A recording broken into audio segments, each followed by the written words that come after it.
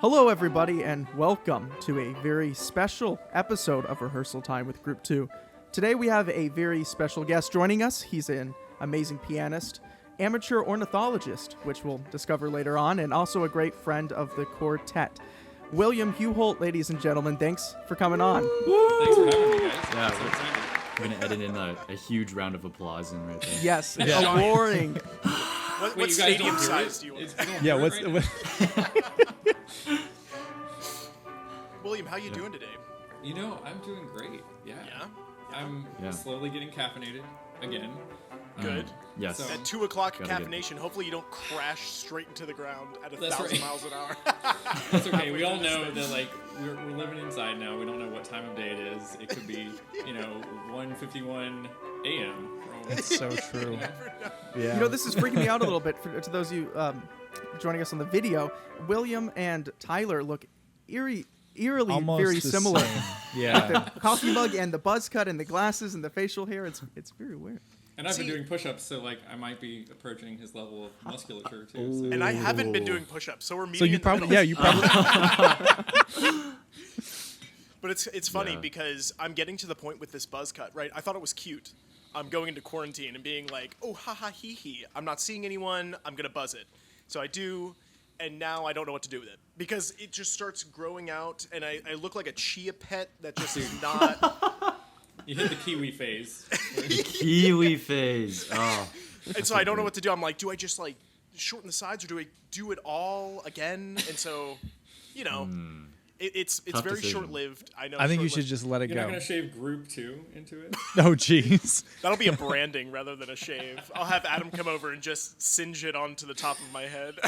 I'm from Texas, so I have a branding iron somewhere lying around here. I've always wondered how that works. Like, is there like a typeface that you can slide into it? Like, how do you? You mean how do you have to custom? all be- Yeah, like Yeah. how do you write like, I love you, Jennifer Aniston? Right. Well, a lot of these Shout people, out to Jennifer. they'll all do it themselves. When I was in Boy Scouts, and we would go on hiking when it was in Philmont or whatever. A lot of these people are like amateur forgers too, and they'll make the metal themselves with their brand or whatever. And then you shave the hair off of the cow for where you want it, because it has to be shaved. Because then if you burn the hair, then it's all kinds of trouble. And then there you So go. I won't go too far. Wow. But does the cow just stand there and take it? The cow doesn't like it, but it's short-lived. So Okay.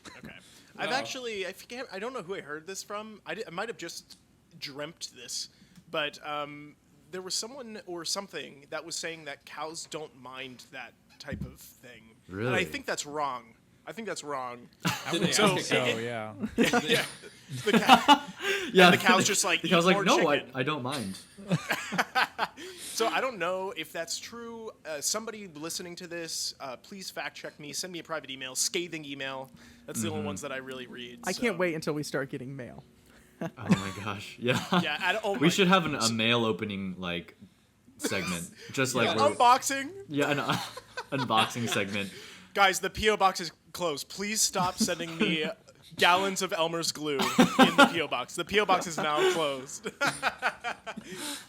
Yeah, we should have that. That'll be fun. I always used to watch those videos as a kid. I feel like Cow who was I branding ta- videos? No. No, Unboxing. unboxing. videos. Yeah. Unboxing, Unboxing okay. video, I definitely. don't. Yeah. Cow branding videos. That's more of a Texan thing. I think. Okay. That's Yeah. not. No, but I mean, I was. So I was like growing up. I feel like Adam. I might have been talking to you about this, but we are the YouTube generation. Yeah. Grew up. Yes. Maybe more so your generation than mine, really. But I used to go up and watch these unboxing, and it was the funniest stuff that I've ever seen in my entire life. I was just like, oh my God, he got scissors in the mail?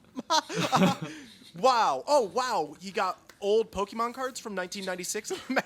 Wow, And Or that was it's just like amazing to me. it's like a fan drawing of someone, and it's just It's not good. My favorite are the ones where they're like Dude, complaining about the packaging of a particular product. yeah. Well, I don't know why they couldn't have like made this look better. You're like, it's just a box. Like, you're the only one who cares.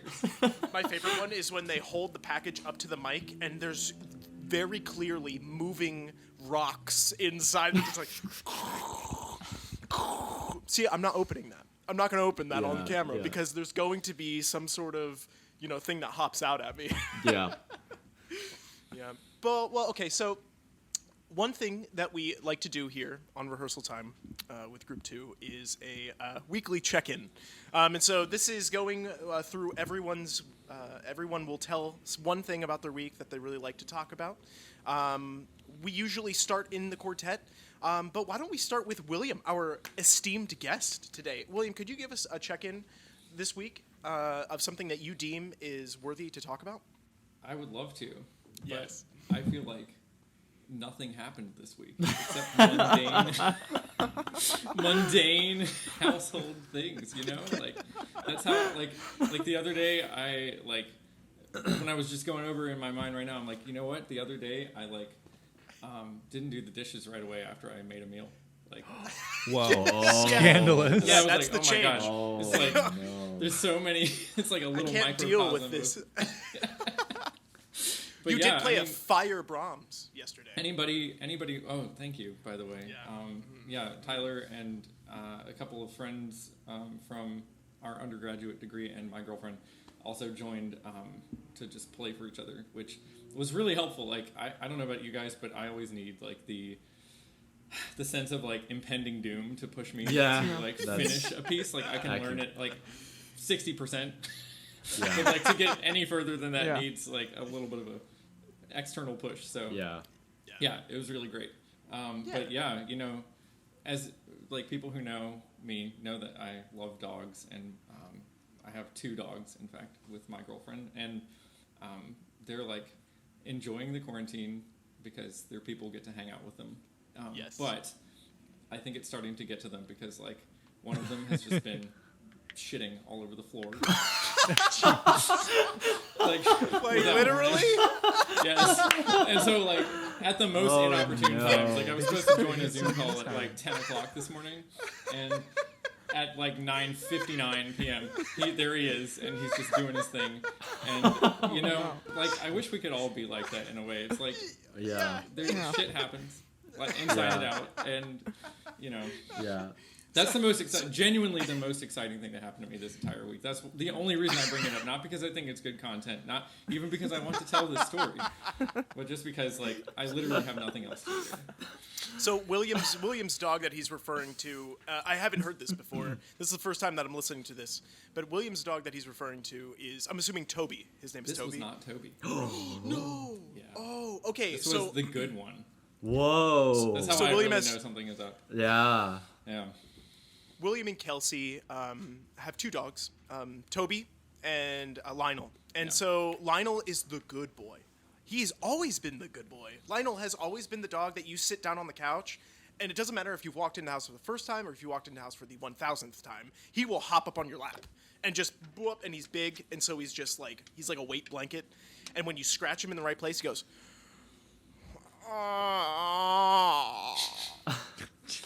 and that's his about right. noise. Wow. Yes. Wow. No, I mean he's like so emotionally astute that like you've heard of therapy dogs. I think he might be a therapist dog. Like he's Wow. he might be like medically certified to just work through your emotions for you.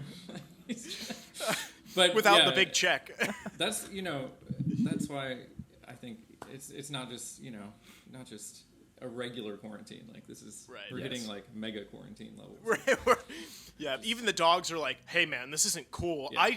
I've spent all day in the house for the past however long I've been alive, and now I can't handle it anymore." Right, like, as a human being capable of understanding time in my own limited way, like this has been awful enough. But imagine if you had no concept of time, no ability to tell one moment from another.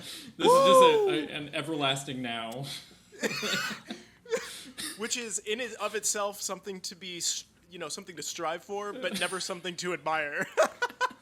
Oh my god! All right, Adam, you're up. What's a good check-in for you, man? Just a quick check. And last night I was going on a walk, and it was beautiful. Anybody in Michigan last night? It was one of those evenings where there was a breeze, and it was the perfect temperature just to walk around. And I was walking with my headphones on, and then I thought, I just take the headphones off. And I took my headphones off, and I just heard the birds and the wind. And there was no one on campus. This was a North neighborhood by the dorms, but there was no one out there. And I just sat in front of the dorms and for like 20 minutes and just listened Wow. to nature. What'd you learn? What's one thing that you learned? Well, some of the stuff is a little too deep, I think, to mention on the podcast. But I had a lot of respect. I think some spiritual awakening last night away. So, Excellent. Yeah. Hey, nice. Eric, you want to go? I have something. Actually, it happened this morning. So. Just in time for the podcast. Yeah, perfect. Yeah, specifically for the podcast, actually. No, but What did you do? I got allergy tested.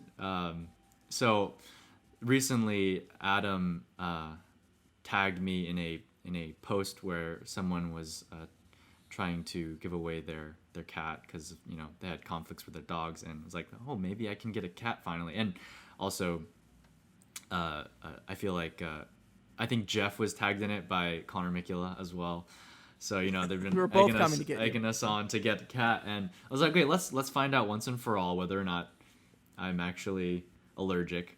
And I didn't know how any of this works, and so they prick your back. Yep. Yeah, and Oh yeah. so I have no it's idea what's awful. going on back there, and I'm lying down on my stomach. And as the technician is walking away, she's like, "Oh yeah, you're having reaction." So it wasn't even like, it was like a couple seconds before I. Oh yeah, that's a thing. Yep, that's a reaction. And come to know, I've realized I've also have other allergies that it's like, grass. Oh, Yep. And good.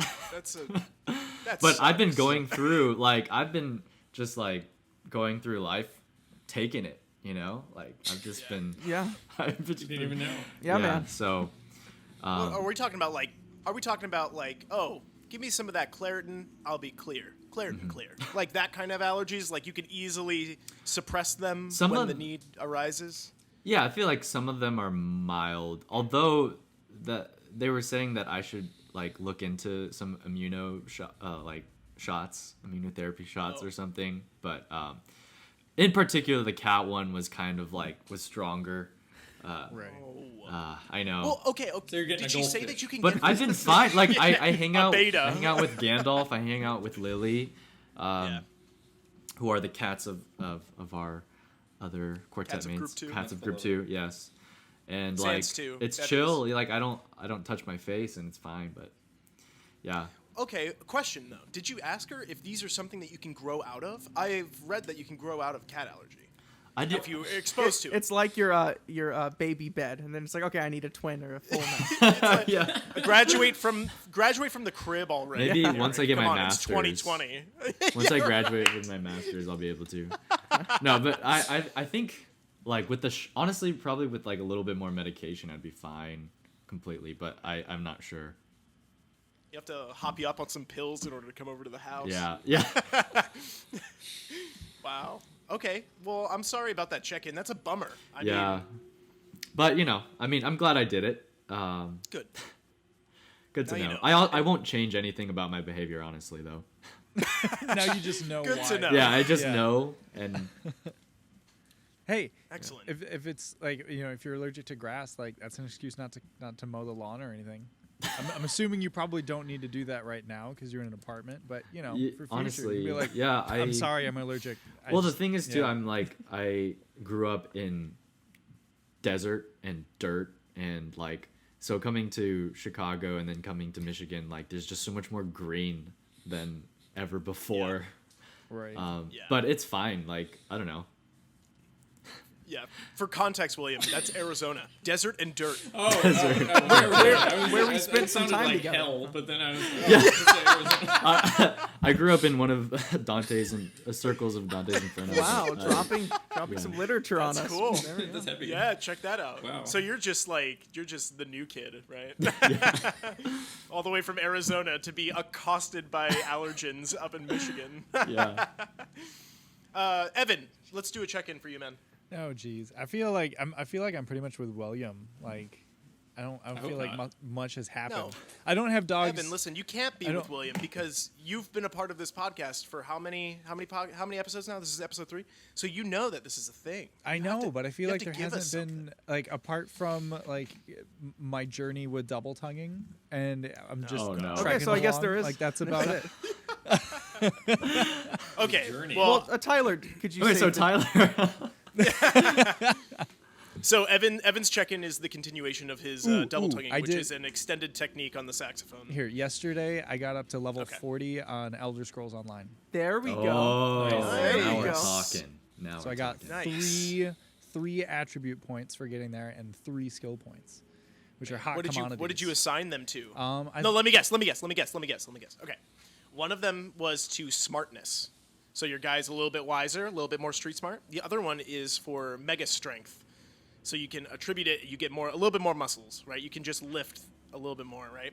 And the third one is for faster speed. You can run faster. Did I get them right? No, I No. think I put Shake 2 your of them head into no. stemina and 1 of them into health. Hey, that wasn't bad. Hey, you were close. Hey, yeah.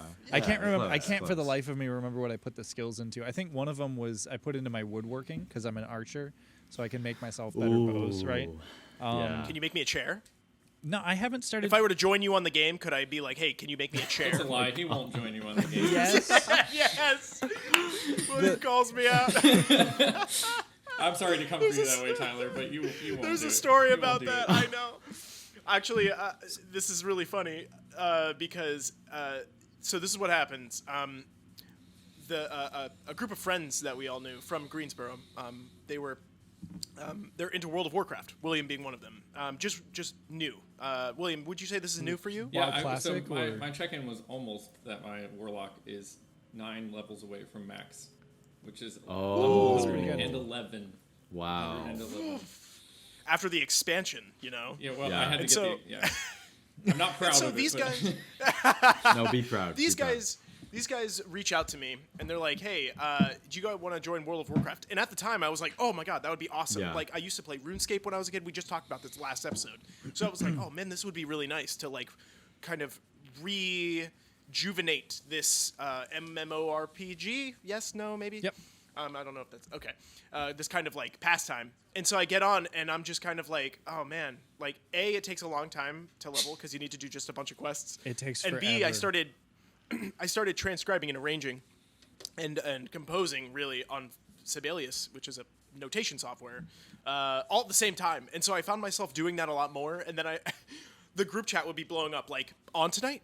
And I'm just like, oh shit, I can't do it like tonight.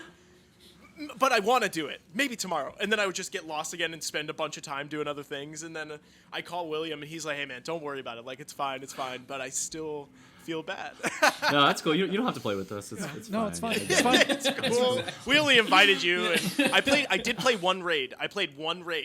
And I was a little dwarven guy, and I was the lowest level. Everyone else has like these giant swords, and like they're surrounded by a mythical aura, and I have like a sash. Tyler, You know what how level you were you? get more weapons and abilities, Tyler?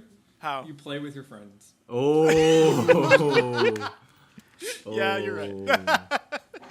You're No, right. it's I all good. deserve It's it. just, you know. It's a game. It's a game. You know. You don't have Yeah. to. You don't Life have is to a play. I'm not game. gonna make you play it if you don't want to play it. Like, Yeah. Oh my arm, Uncle. I love Uncle. this. I love this. Uncle.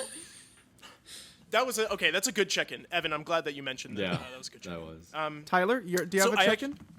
I do, and it has to do with you two, Adam and Eric, and No you know way. exactly what this is. Oh, so yeah. yesterday, I called. We were. It was beautiful. Oh, it was a beautiful day in Michigan, and I messaged. We're like talking in the quartet, and I messaged Adam, and I'm like, hey, McDonald's breakfast.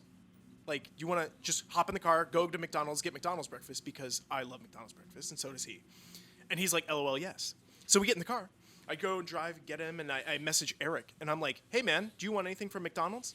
And he's like, oh, I just ate. And I'm like, don't worry, I'll get you some hash browns because I know my boy. Come on. Look at that That's face. I know. fair. And so we go to McDonald's. Adam and I are just having a good time. It's all good. Everybody's in a good mood. Get all the stuff. We're talking up a storm. Go in, and who do I see that comes out? It's Eric and his roommate Jeff. And I'm like, oh my gosh, I haven't seen these guys in such a long time. And so it just like filled my heart up to the brim. with some joy. Yes. Everybody loves some good joy. And so I was like, oh man, it's so nice seeing you guys. And then I dropped Adam off, went home, and that was an excellent start to that day. So that's my weekly check-in here. Give me that was really nice. And then we had a three business meeting. McDonald's hash browns too. Those are Yep. so good. Everyone knows. Everyone knows. We don't have to mention it. Yes. Yeah, so everybody is just. All right, so we really wanted to make this podcast, Group 2, really wanted to make this podcast an opportunity to bring people that were friends, people that are in different parts of the arts, people that are in different communities to come on and talk about what they do. So we wanted to start with William. William is a pianist, and William was born and raised in North Carolina. Again, went to University of North Carolina at Greensboro, which is where I met him. Truly a good friend. And William is one of the more interesting people that I've ever met in my life because he has attributes besides music, such as worldliness, as in traveling to places in Europe. And one of the topics that I wanted to cover today was his time hitchhiking through Europe, which I thought was so cool. William, like when you came back, I remember this, when you came back to school, you were like talking about this, like, hey, like I totally was like hitchhiking through Europe, and we were all like, oh no. And he was like, no, I literally stuck my thumb out on the side of the road and had people pick me up. Wow. And I was like, what? And I don't think these guys, I didn't preface anything with these guys. And so I was wondering, how did you get this opportunity to go to Europe? It's safe to say that you're fluent in German. Maybe fluency means something different to you, but fluent as comparative to, like, you can have a conversation. You can go to Germany right now and just be like, you know, Wunderbar. People will be like, Deutschland, you know? Yeah, that 90% of all the conversations. yeah. Wunderbar. Yeah. So, what's your interest in travel? What's your interest in world? Was it how you were raised? Your parents are really fantastic. I've met them a few times. great. Was it a product of your environment? What would you say is such a strong influence over you in terms of travel and world curiosity? Yeah. Man, that's a great question. I mean, I think that, like, for me, my love of travel just comes out of getting to sort of, like, it's an interaction with places and with people, right? So, like, on the one hand, you have, like, going and meeting different people from all over the world, which, ironically, when you travel, you tend to meet more people from other parts of the world than you do the part of the world that you're currently traveling in, because you're sort of a traveler. So you tend to lump together with a bunch of travelers. So, like, you know, when you go to Europe and backpack or whatever, you're almost always with a bunch of Australians and Of course. But the other thing is, like, I just love exploring the idea of place, you know, because I think we're so used to thinking of, like, places as being interchangeable, especially here in the States, where, like, anywhere you go in this country, you can expect to find the same chain stores, and kind of everyone speaks pretty much the same English. You know, you can tell if someone's from the South or from the Bronx, or, you know, there's many different American dialects, but we all pretty much speak the same way, and we all share common cultures. And even though there's, like, a lot of political division in the country, like, we all pretty much think of ourselves as American. And it's really surprising to learn, like, when the first time I learned that it wasn't that way in all parts of the world, and, like, the first time I really experienced it was when I just got hooked on exploring, like, this concept of just different places being different. Wow. You know, like, Italy, it only existed as an entire unified country in, like, since the mid 1800s, like 1860s, something like that. And before then, it was a patchwork of, like, all of these different states, like independent states and city-states, even, like Rome and Naples. And all of these places have different dialects. Everybody speaks differently. They have different foods, you know, different styles of architecture. And so, like, Europe is the place that I know best because that's where I've done most of my traveling. But just, like, exploring that is what is most enticing to me about travel, I think. Yeah. Getting all that architecture, does it become overwhelming at all? Oh my God, yes. Like, literally, yes, like traveling to, like, 30 minutes in one direction and you see stuff completely different sometimes. I mean, it, like, that's insane. It just is, like, it's completely overwhelming. And, like, I feel like that doesn't get enough press. So I studied abroad. That was the longest that I was abroad for, and I did a lot of like summer trips over to Europe before and after. But the longest period I was there was for about 5.5 months in the spring of 2015, and like 5 months is a long time to just think to yourself like, oh, I need to be traveling and exploring the world for this whole time. Yeah. Because like after 6 weeks of just going from different city to different city and like looking at museums and giant buildings, and like you lose all track of anything. Like I would just go into another enormous city and be like, there's a giant building that's like more impressive than anything I've ever seen before. Wow. And I just wouldn't be able to, I just couldn't, I felt no emotion inside. Yeah, Just like completely empty. Just a husk. the crazy And thing. it really kind Oh, that's cool. yeah, it sort of bummed me out because in the moment I was like, oh, I'm not appreciating this at all. But it's not that way. It's just like the human brain has limitations. At least mine does. Oh, like I just yeah. couldn't take it all in. Yeah. Your brain just shuts Oh, down yeah. like a shitty Dell Yeah, I computer. mean, like you. Pew! get the That's blue the crazy thing about Europe to me too, is that like you can go around America and or even if you go around Lansing, it's like the oldest building here is it's like that Kroger across the street or something, and then you go to Europe and then everywhere the buildings from like 1600s or like something way back, and that's shocking. Yeah. What's the oldest building that you were? Do you remember the age of like the oldest building that you were in? I During your time? definitely saw some buildings from like the early medieval, like That's like insane 1100s. to me. I guess actually when I was in Rome, I saw some buildings that were older than that. It's like Pompeii is, or Oh. Naples, I should say, because Pompeii is close to Naples. Wow. But yeah, it blows your mind. Like most of the buildings are from the 19th century, I think, by and Okay. large. But Yeah. but yeah, and it's just like the physical beauty of some of these places is just like even the nature. Like you always think of like Europe as being like super civilized and there's giant cities everywhere and all this architecture. But like for me, one of the things I discovered when I was hitchhiking was the Alps. Like they just blew my mind. They're so beautiful and so Wow. natural. Like that's my happy place for sure. What's The Alps. Yeah, Ooh. yeah. I was gonna actually bring that up. What are some most memorable hitchhiking Okay, stories? so the hitchhiking, the reason I did it was because I wanted to get fluent in German, and I felt like I wasn't getting fluent from just, the fact that it was too easy for me to kind of like Google my way through, schoolwork or whatever. You need the immersion. Right. Yeah, and it was hard for me to get, like I lived in this awesome, like kind of dormitory where there were like 8 rooms in a big common area, and like all of these international students. It was so good. It was like a really great group of people. But it was kind of hard for me to like truly like go days at a time and not speak any English. So I really wanted to give that a shot. And yeah, so I just I did what anybody That's would do. crazy. I just started hitchhiking. Okay, so what was it? You hear all these things all the time. Oh, don't do it. Don't pick it up anybody Yeah. hitchhiking because they're gonna like steal your money, or B, don't hitchhike because they're gonna be like, hey, you want to hop in my car? Lock the door. Yeah. You hear all these stories, but what was it? I'm sure it wasn't like that for you. You're here. Well, I so didn't have very much money with me, so I I felt pretty good about that. give me all your money. All right, Here I you go. have €2. Enjoy, buddy. Like, I hope it was Yeah. worth it. Enjoy. Yeah. Buy some Big Yeah. Red. I also like I didn't have a smartphone, which kind of like boggles my mind. Wow. Then, but that was back in 2015. Like I was still using the old flip phone at home, and that was like useless in Germany. So I just didn't.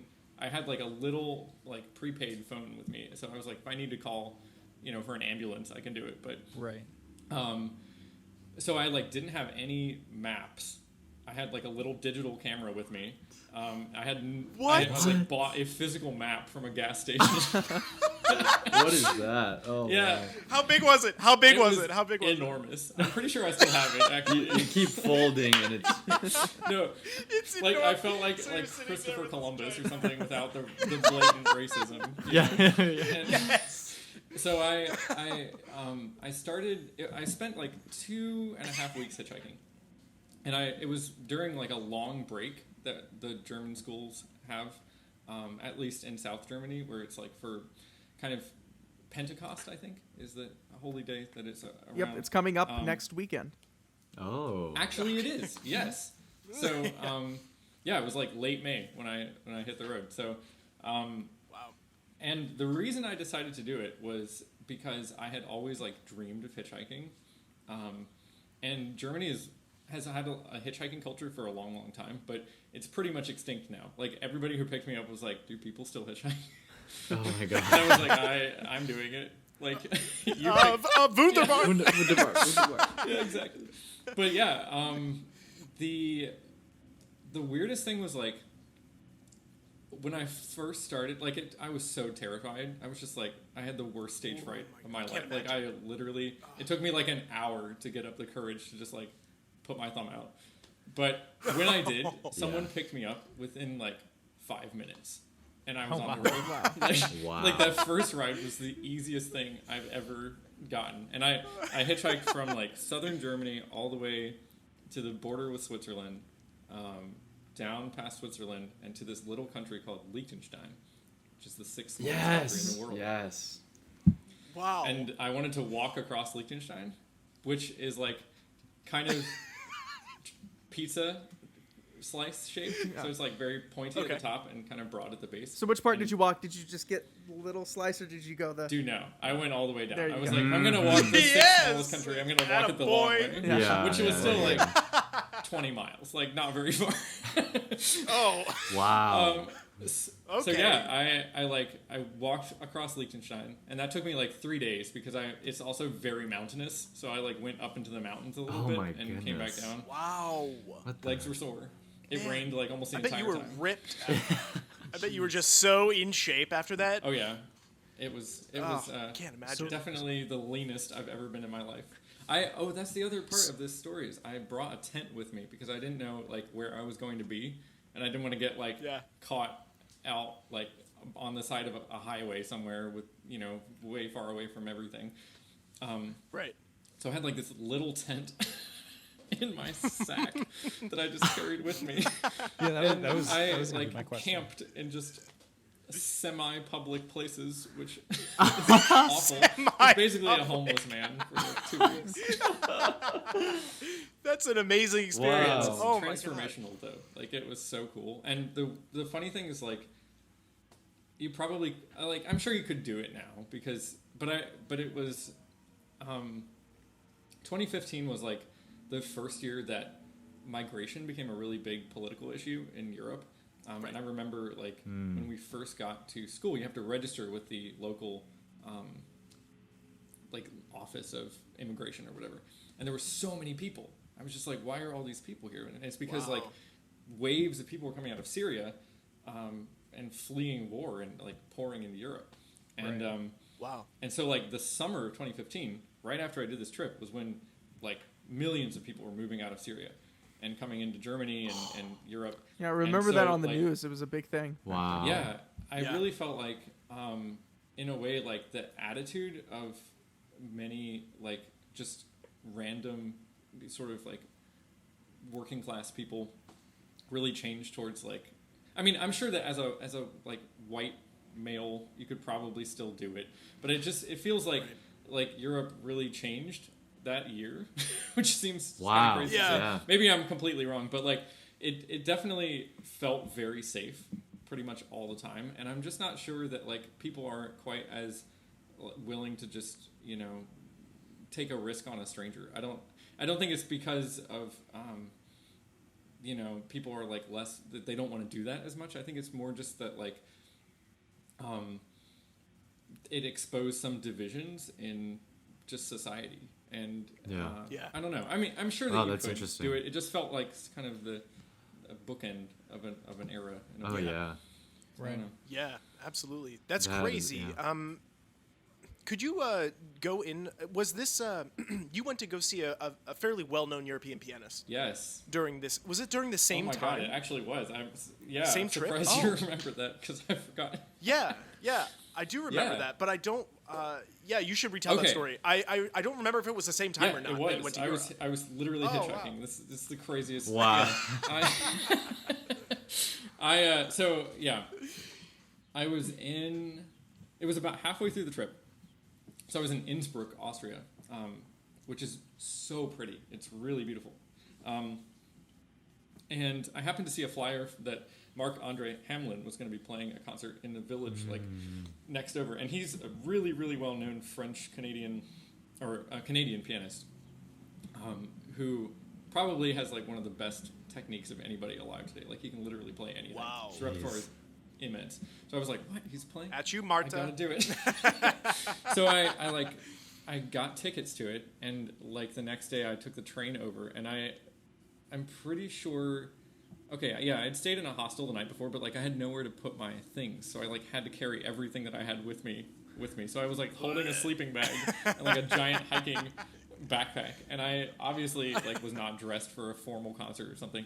It was right across from the Swarovski crystal factory. Yeah. Like, you know where they make like Yeah. Swarovski crystals. It's Right. It was right That's there. so cool. Oh my and it was like goodness. the most immaculate little hall. Everybody was dressed so nicely, and then I was just like a slob. What were And you dressed what were pretty you much wearing? exactly like this. Oh. And I just like walked in, and they were like, "Oh, right this way, sir." Like super. Oh, cordial. dang. What? And then like Please, Hamlin sir. came out and played this concert. It was amazing, like flawless. And yeah, afterwards I asked like this guy if he would take my picture outside of the place, and we started talking, and he was like, "Oh my God, I have to hear like more about this hitchhiking story." So we like went out to dinner together. Like him and his family, we all went and ate sushi in Innsbruck. It's sushi. That's perfect. You went with this family. Oh wow. It was so great. Like, That's it was, that's a yeah, beautiful story. Oh. so fun. That's so good. So actually, this is a great segue, Adam, like into your time with the piano. You know, William is a pianist, classical pianist, and doing other things. I remember for my birthday last year, I asked you if you could play Happy Birthday for me in like Corey Henry kind of like funk, and you were like, okay, what do you want? I was like, I want Happy Birthday in funk 9/8 in the style of like Snarky Puppy or something like that. And you were like, sure thing. And it's the most hip thing I've ever had on my phone to this day. Oh my God. So he's got chops. He's got different stylistic chops. And for the longest time, well, how many years after Greensboro? Maybe 3 years at the Steinway Gallery? Almost 3, yeah. Almost 3 years, yeah. So, you know, when William graduated with his undergraduate degree from the University of North Carolina at Greensboro, he worked at the local Steinway Gallery, which was new to Greensboro Yeah, at the time. almost brand new. And yeah, and it was could you talk a little bit about that side from going to like, you know, William, I define you as a player. You know, when I sit down to hear William play, I'm like, He's a player. You know, there is a level of playing that you kind of like demonstrate that I'm just like, it's very attention grabbing for me. But how is that really different with selling the actual instrument? Yeah, it was profoundly different. Like, the very first thing that my boss said was like, don't play for the customers. He was like, if you play for them and you sound too good, you might like scare them away. Oh my God. Which So are is you crazy. sitting You there never like think about hunking that. out chopsticks for them? Just saying, Yeah, like, yeah. I know, like occasionally I would like just try to mess with them, like not in a malicious way, Sure, but I would just sure. like, you know, dumb it down a little bit. Out of Yeah, curiosity. it just yeah. sounds like non-threatening, you know. Non-threatening. But Oh yeah, my that it goodness. was, honestly, it was one of the best experiences of my life. Like it was so helpful on a personal level, on a professional level, and it was just like so good to be in this like community of people. Like pianos are kind of a funny thing, you know. They're objects that like, or they're tools, you know, but they're also objects that people just love. So even non-musicians Right. just aesthetically like pianos. And sometimes like Yep. in fact, most of the pianos, it shouldn't really be a surprise, but most of the pianos that we sold, particularly the nice ones, went to people who either could play very little or like not at all. You know, Wow. which, if you look at like the paycheck of most pianists, starts to make a little more sense. But Oh, right. A nice grand Steinway looks great in a nice house. it That's does. what you're saying. Yeah. Exactly. It's an aesthetic, It's aesthetic, yeah. display Right. piece. But yeah, the people that you work with, particularly like Steinway is a special case, I think, because they're just so cool. And Yeah. like in many ways, like the people who had careers with Steinways, like always loved the pianos, and it was just, it felt like it was a part of you when you were in that environment. Like you just took on a little bit of that same feeling of like, oh wow, this is really prestigious and cool. Oh my goodness. From being around them all. That's insane. See, that's how you build a brand right there. That's right. Yeah, and I mean, as an outsider coming in, William and I would rehearse in this gallery, you know, whenever we needed to play for any gigs coming up during his time working there. And it's crazy because we have maybe 1 or 2 shops for the saxophone that are just saxophone. You know, you go in, there's a shop in like UK, right, guys? Yeah. And then there's maybe like 1 shop in the United States or there's one something. in But LA. these Steinway, in LA, so like sprinkled throughout. But these Steinway galleries are numerous, and the owner of the Steinway gallery owns 3 at this point, yeah. or They 2, just added 1. 3. And so it's amazing walking in there and just seeing it's a different Yeah. vibe. Yeah. You know, you just go in and you know the people there, they don't necessarily even that sell them, they don't necessarily even play very well. They just love, like you were saying, William, love the instrument itself, the sound, the meaning behind the word Steinway. It went so deep for me after spending some time with you in there and listening to you tell stories. Well, and about one it. of the best But, parts was like getting to visit as part of the training. They take you to New York and you visit the factory where they're made. My And No the way. factory is really, it's like some parts of it are really old. It like dates back to the 1800s, and like Whoa. it's in Queens, and so it's like a factory like right across from Manhattan. Like you can just see the skyline right there. Jeez. And Oh, wow. And the Steinways, you know, it's kind of a niche product because not that many people buy pianos, but it used to be in America, like particularly in the early 20th century, a piano was one of like, you know, 10 things that every middle class family had to have. Like if you had a dining room table and like a freaking chest of drawers, then you probably had a piano in your house. And so they were cranking pianos out. And the Steinways got super rich, and they profoundly influenced the kind of cityscape of New York, particularly in Queens. So like they actually started building a subway tunnel from Queens, like the Steinways did. What the? Yeah, and like when the MTA became a thing, they took that over and basically finished the subway tunnel out. So like now half of that tunnel is the Steinway tunnel. It's like, yeah, That's you know. so cool. And I if you didn't know go to that. Queens, like there's like Steinway Street, Steinway Place, like it just really is everywhere. That's amazing. So, okay, so what would you say is one of the biggest lessons that you got from working at Steinway? Just taking away. I know there are many of them, but if you had to pick. I mean, like, certainly as a musician, it gave me like such a deep respect for the craft of making musical instruments. It taught me like how little I even intuitively understood about the piano, and even about like things as basic as like producing sound on the piano, you know. And unfortunately, most pianists don't have a very intimate relationship with their instrument because we don't get to play the same instrument all the time.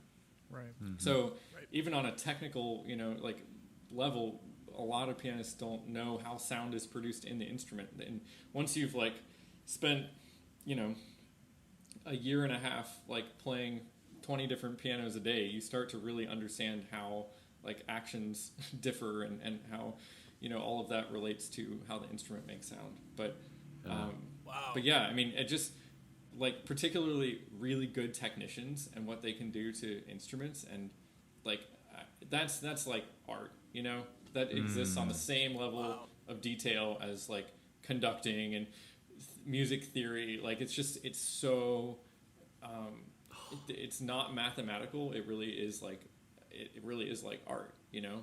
There's so many subjective elements to it. So it just gave me a profound respect for people who actually know what they're doing in relation to the instrument. You know? Like now, in a way, I feel like less qualified to just go around and be like, oh, I like this piano, I don't like this piano. Wow. But yeah, it's pretty impressive, like what goes on. What about on the business? What about on the business Yeah. side, like interpersonal side? Gosh, like I feel like I am, in some ways, I'm kind of an introvert. Like I don't really get a lot of energy from being around people. I enjoy being around people, but I'm not like, oh, this really like, you know, just, like I feel Yeah, tired yeah. after hanging out for hours with people. Some people are like, you know, not that way. And I feel like selling pianos made me have to be an extrovert. It was like constantly pushing me outside of my comfort zone because like who wants to ask someone to spend like $100,000 on a piano? Like no one. I was definitely not mentally prepared. Can you spend $100,000 for me? You know, it's just crazy. But I learned like pretty quick to not judge people. Like, you know, some people who did not look like they would buy a piano bought pianos, and some people who looked like they could totally buy a piano did not buy pianos. Dang. And like you just realize that everybody has the story, and you're probably going to have to listen to it if you want them to buy a piano. Fair Wow. enough. Yeah. What's the most expensive piano that you've sold? Oh, it was definitely a Spirio. It's a player piano that Steinway makes, Oh. and it was at the time like the price tends to go up with time because the materials are really expensive and difficult to source. Right. So at the time it was probably like a $95,000 instrument. Jeez. It was a good day. That doesn't compute in our saxophone brains. We that- don't have that- that much doesn't- heavy weight to put That on a number saxophone. doesn't like register. That's insane. That wasn't just a good day. That was a good yes. 6 months. Did you It was have great too, anybody? because Wow. I That's still like- lived in like a student apartment, like student quality housing, so I was just like saving so much money. Yeah. Yeah. Your bank account was like, whoa, whoa, whoa. Who did you steal from? So would there ever be people That's that amazing. would like just slap down a check and be like, yeah, that's mine? Yeah, you know, the weirdest thing is that's how I Wow. sold like most of the really expensive ones, because like you didn't sell very many like very, very expensive pianos comparatively, Uh-huh. you know. Right. But like when someone has the money to spend $100,000 on like a piano, it doesn't really matter what the price tag of that piano is anymore. You know what I mean? Yeah. Like Yeah. if you can sell the Right. product, then it's there. And so in some ways, like one of the most valuable lessons I learned as like as a musician out of this was that, you know, you get what you ask for in some ways. And conversely, like people tend to pay what they think something is worth. So if they think the piano is only worth, you know, $3,000, they're never going to be motivated to spend, you know, $100,000 on it. But Right. if you can help them to understand why it's worth more, in some ways that price tag starts to work for you. Like, you know, so Yeah, for yeah. example, if you were pricing private lessons and you thought like, oh, I'm going to undercut the market and come in at like $15 an hour, probably people will think that you're not a very good teacher because they're like, he's only charging $15 an hour. But if you're like, Yeah. I'm really great at He's teaching, only- I'm going to charge $60 an hour, then, you know, Right. conversely, it like motivates some people to actually want that more because they're like, oh, it's more Right. expensive, it must be better. And, Right. you know, yeah, Wow. What a good rule to it live works Yeah. for us. I mean, Wow, that's it does, you know.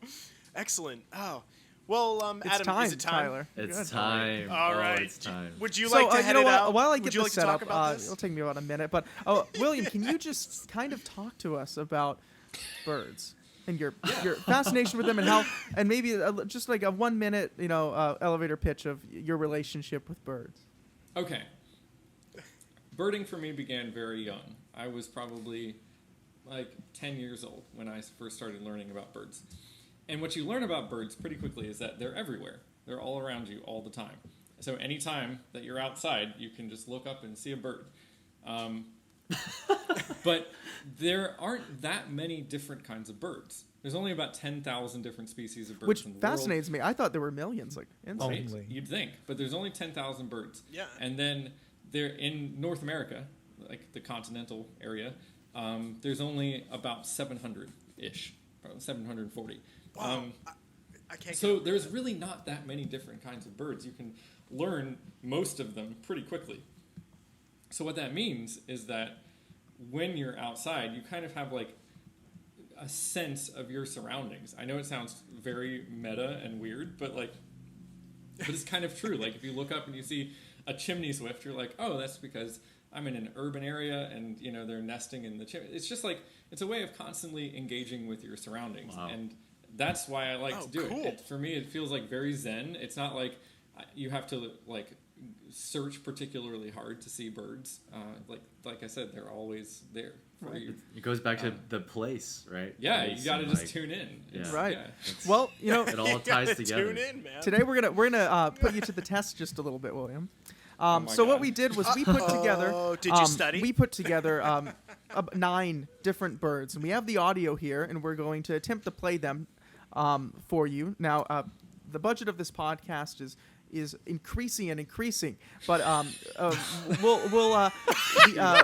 we might have some foreseen audio problems. Just I'm playing it through my iPad over the microphone, but hopefully you'll be able to hear those nicely. So we have the first round, which are the easier birds, the more common birds, like the ones maybe I know, and then we have the medium round, the hard round, and the extreme round. So we'll go through these, and what I'm going to do is I'm going to play you about 10 seconds. Maybe if you need more, I can play more. Some of them are shorter, Great. and then we'll see if you can identify them. Some of them might go fast, some of them a little bit maybe not. So let's get started here with the first easy bird. Ooh, this is exciting. And just so we all know, William, we spent a grand total of 20 minutes looking through all these And birds. William does not know.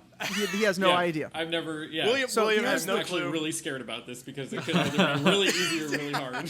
So here we go. Here's the first All right. bird.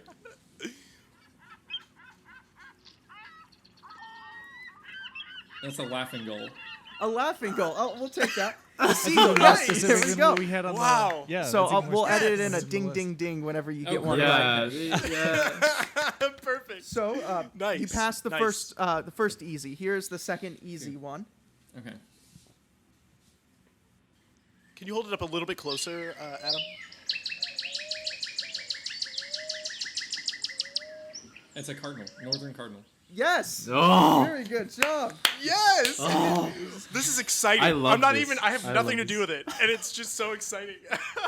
All right, and then here is the last easy one.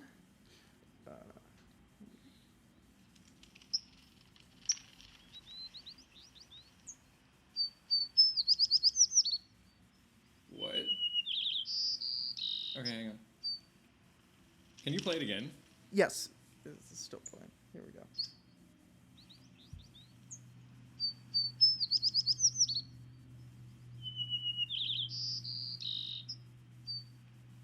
Is it a song sparrow? Yeah, it's a sparrow. So we'll take Yeah. that. There we go. All right. He beat the game. He He's beat more the game. specific He's than more smarter than I am. So we have a 3 for 3 on the easy round. Congratulations, All right. William. This is Woo! you get to move up to Attaboy. the medium round. So Ooh. here is now. I'm nervous. I'm There's nervous. only My two Yeah, in hands this are round. shaking. I'm getting Why? clammy, dude. Yeah, I know. I didn't take my Yeah. beta blockers before this. I'm being. So here we go, William. Here is the first bird of the medium round.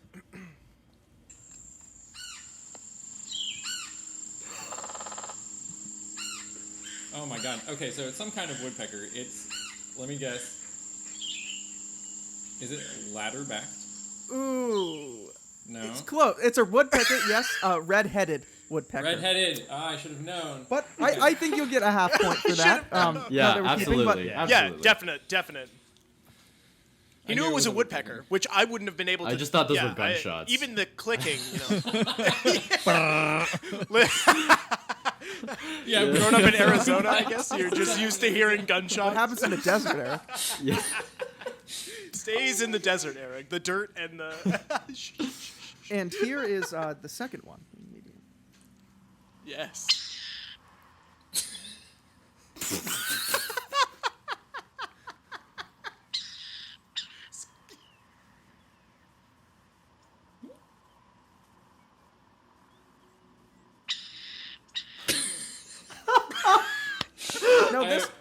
I can tell you I've never heard that in my life. Okay, so this one surprised me. Could Wait, you- let me take a shot at it though. Yep. Let's see. Yes. Yeah. I'm gonna say it's actually like a small hawk, like a broad-winged hawk or something. He's actually partly right. It's a predator. You can. So Yeah, you it want to does. play It it didn't again make for the him? noise I thought this bird would make, but You're right. oh, I gotta back it up.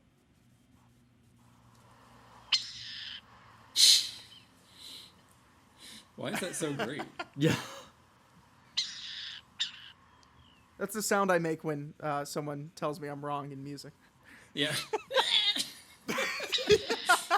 So this to give him more of a hint. It's on Evan's arm. On Evan's arm. What? Oh. Evan has a what? tattoo no, hang of on. this Is it bird. a burrowing owl? Yes. Yes. Yeah. See, I thought it was gonna be hoo hoo, but then it Yeah. That's screamed what I and thought, accosted me through my headphones, and I'm like, Yeah. Indeed. You really want to get crazy on That's the the word of the owl week, sounds, you can accosted. check out Snowy Owl. That doesn't sound anything like what. shout out to Snowy Owls. Shout out to Snowy Snowy Owls. Owls. It's just like screaming. So here we go. Now we'll move on to the hard round. Oh God. So this one get a little Oh, interesting. man. So here's the first bird.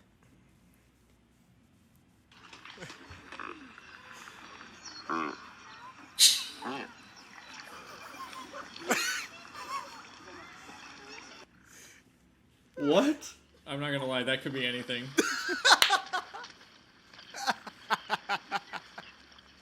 Here we Wait, go. I don't hear anything.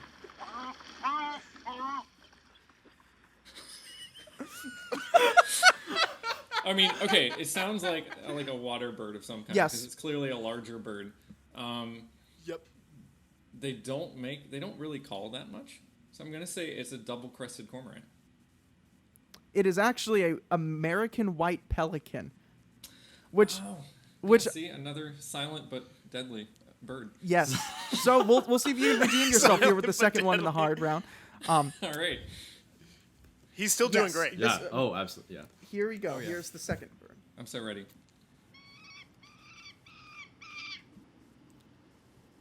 Oh man. This actually sounds kind of familiar. These are Western birds, Oh, William. no way. Okay. It's just like a distant screaming. California specific. It does sound like that. It just sounds like screaming. Can you play it up close one more time? This is going to be the most riveting podcast segment ever.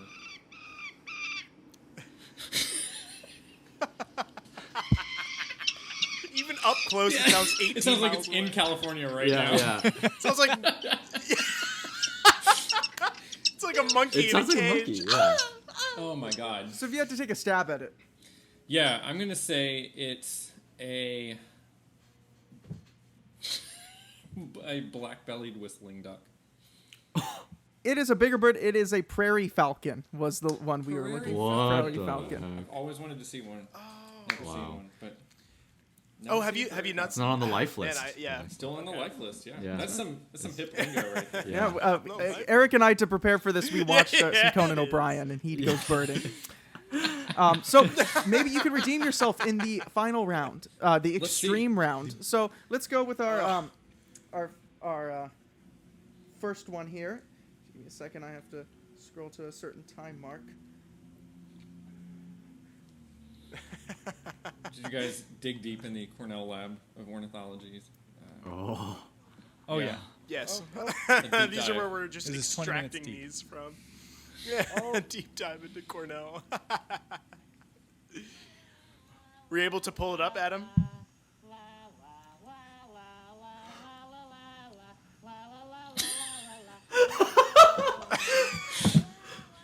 So if you have to guess what kind of bird that was, That sounds like Eric.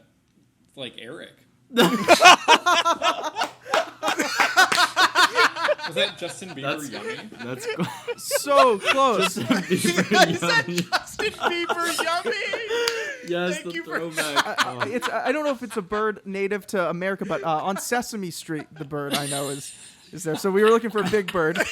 We're looking for Big Bird there. Come on, And man. then we got one serious one left for you. Okay. And I'm so here it serious. is. Maybe this is double or nothing. I don't know. Here we go.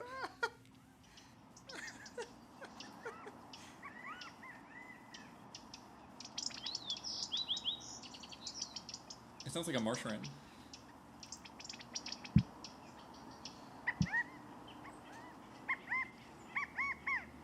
Oh wait.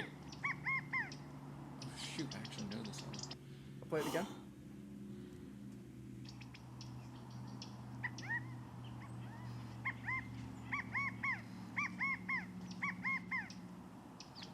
Oh my god, I'm gonna hate myself for this, but I actually know what it is. Oh. What is it? It is.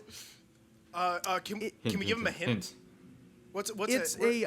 it's a game bird. Do you find these Isn't on it's a game pirate? bird? Yeah, you can go hunting for these Yes, birds. it is. Oh my gosh. Is it? It's like a ptarmigan or a grouse or something.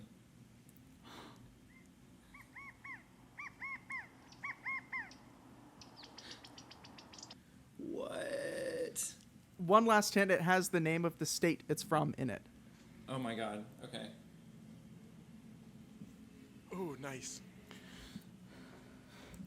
Is it an I'm eastern so bird or sad. a It's a western? western Wait, bird. it's a California quail. Yes! What? yup, Yes! What? Yes! What? Yes! No way! Oh no way! Yes! Oh, he you did. got the wins. extreme. He wins the game. Oh my god. That was beautiful. That was our Oh, extreme. wow. And I think that is a great way to end this Wow. podcast here with William. William Hueholt, ladies and gentlemen, thank Yeah. you for Bravo, coming on Thank Group you. Rehearsal Time with Group 2. To everyone there else, any- join us next week. We'll have another podcast with another special guest here for you. Check us out on Facebook at Group 2 Quartet, Instagram, www.group2.com, And group2quartet.com. Anything William, else? Did you want to Yep. anything you wanted to plug or promote? Oh no, but I check out Third String Duo, check out Black Dog Duo. Tyler and I play together. Yes. And it's great. So thank you for having me on. I really Oh yeah, appreciate of course. Thanks for coming on. Thank William. This was Perfect. fantastic. Well, Thank you so much. we'll see you next time, everybody. Thanks for tuning in. Bye. Bye.